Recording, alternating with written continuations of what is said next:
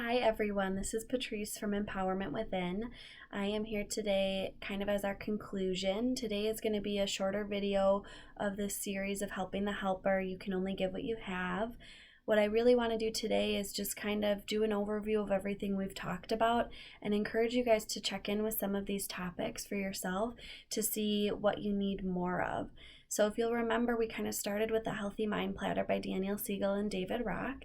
And I really brought this up and brought this into your guys' lives to help you understand and see what parts of your life are you really excelling at, what are you working really hard at, and then where are some that maybe you need to do a little bit more work and gain some balance. And so when we talked about the Healthy Mind Platter, we talked about trying to do weekly check-ins.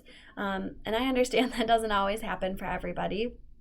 And even if you are doing the weekly check-ins, what I would encourage you all to do after watching these is sit down with yourself for a good 30 minutes and have that Healthy Mind Platter in front of you and really take a look at your last month and see how things have grown, how they've changed, and notice if some of the stuff that we've talked about has been helpful for you in making some of those shifts.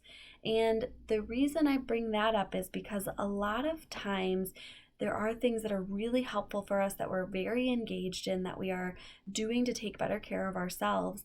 And what ends up happening is because life can get a little crazy and chaotic sometimes, we push those things aside because we're not paying attention of how much they really are helping us. So I have a lot of people who are like, I'm going to do mindfulness 3 to 4 times a week, and then things start going well, and things are balanced out and things are really good, and they're meditating throughout the week and they're engaging in more mindful living.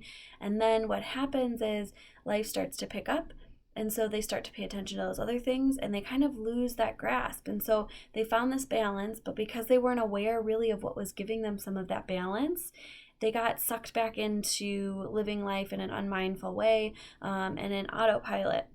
And so really taking once a month to sit down and see what's helping me, what's not, what do I need to do more of, what do I need to keep doing, is really crucial because it helps remind you why you're doing what you're doing and what your intention is behind what you're doing. And so really being self-aware of that, and then kind of moving into some of the other stuff that we've talked about, what skills are helpful for you? Where do you need help? If you don't know how to meditate or engage in mindful living, you might need an individual therapist for that.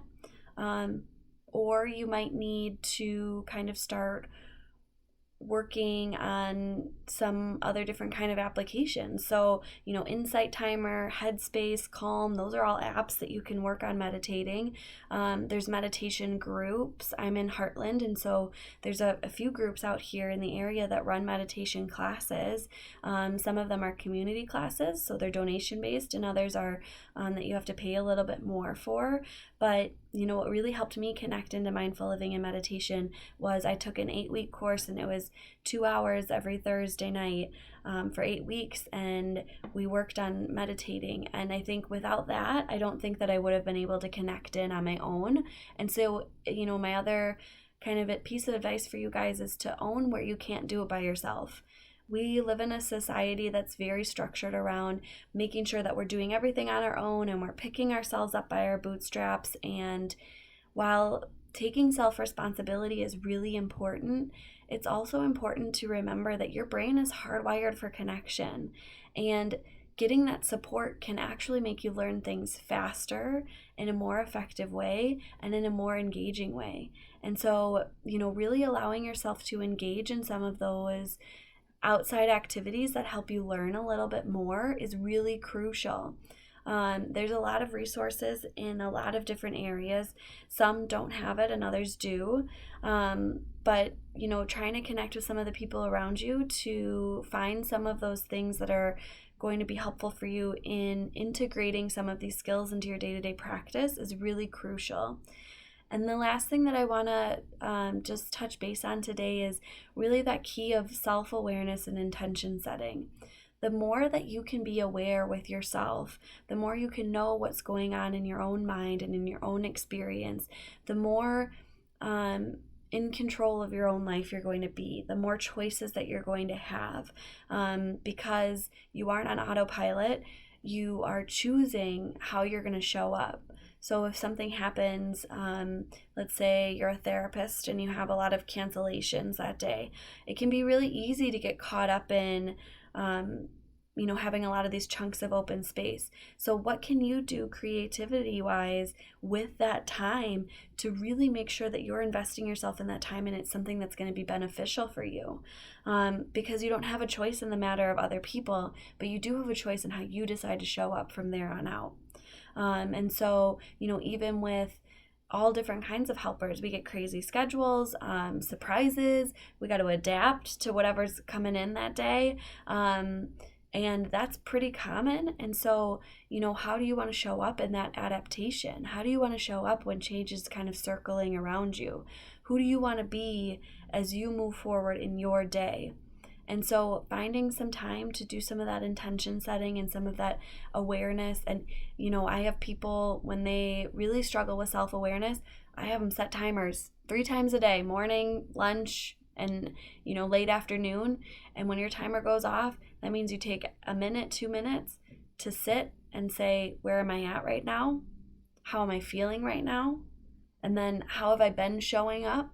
How do I want to choose to show up now? And how do I make that perspective shift? And so you really just take that short period of time to ground yourself and come back into the present moment and take care of yourself. So I hope you guys found all of these videos to be helpful for you.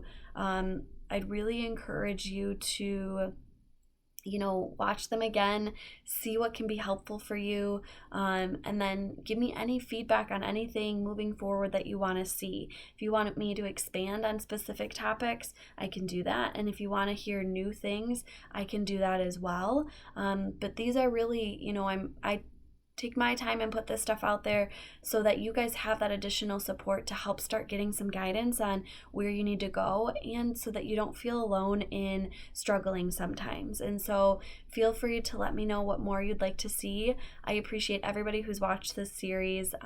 Beyond belief, I've gotten a lot of really positive feedback, which has been amazing. And I hope you all continue to work on some of the stuff we've talked about and continue your growth. Thank you.